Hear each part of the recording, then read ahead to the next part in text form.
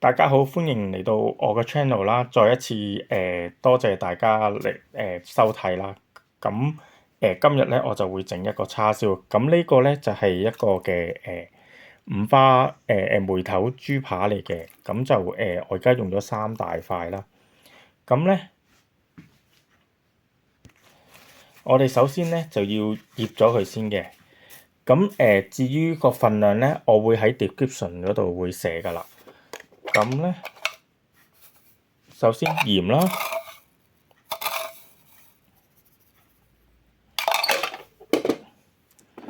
糖啦，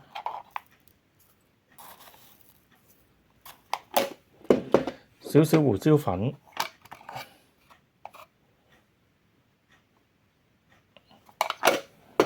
跟住生粉啦，唔使好多嘅，係啦，大概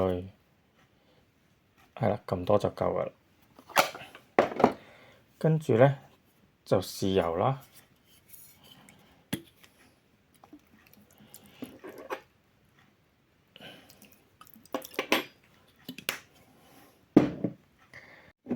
跟住蠔油啦，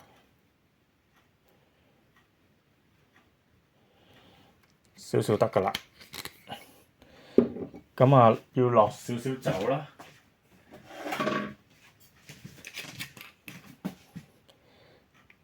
大概2蓋度啦。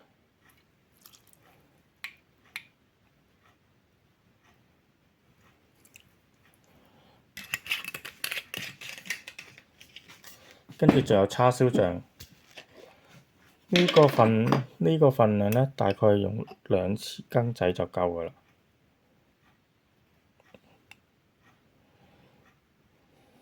OK，咁之後咧，將佢攪勻就得㗎啦。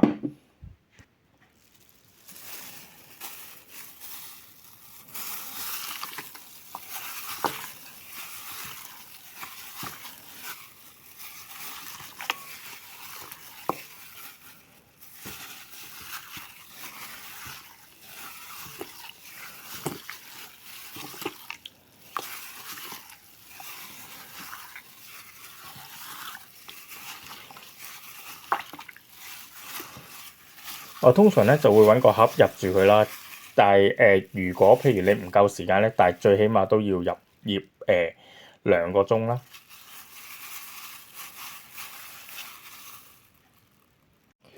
好啦，將佢擺落個盒度啦。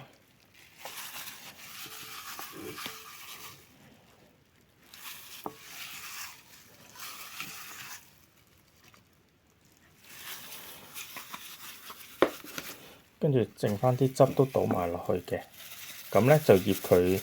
我通常就會醃1晚啦，係啦。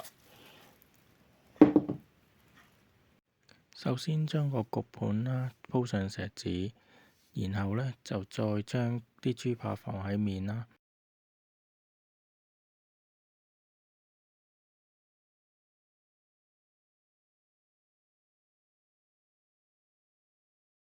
首先將個焗爐預熱咗200度先，跟住之後咧就再將啲豬扒擺入去焗20分鐘就可以啦。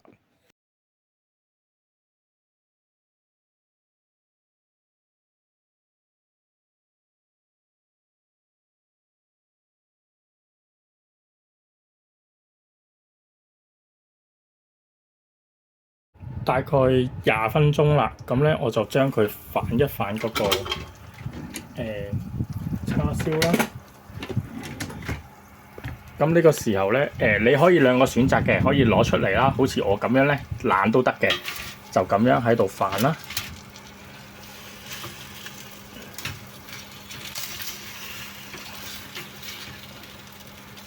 好啦，就係咁。好，咁咧我哋又焗多佢15分鐘就 OK 㗎啦。咁喺呢個時候咧，咁就我哋開始預備定啲蜜糖啦，陣間就搽上去啦。其實普通蜜糖都得㗎啦，唔需要特別嘅，係啦。咁咧大概係啦40g 度，係啦，咁就夠㗎啦。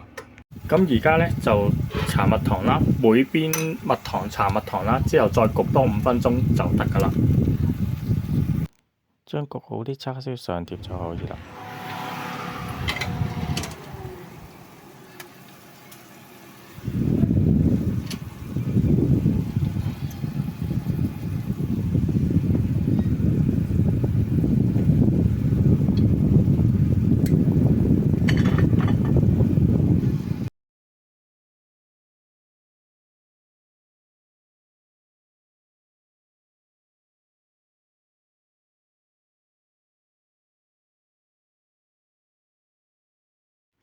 啲叉燒攤凍一陣呢，就將佢切啦，好似咁我鍾意熱熱地咁樣切嘅，咁就如果你覺得熱呢，可以攤凍多少少啦。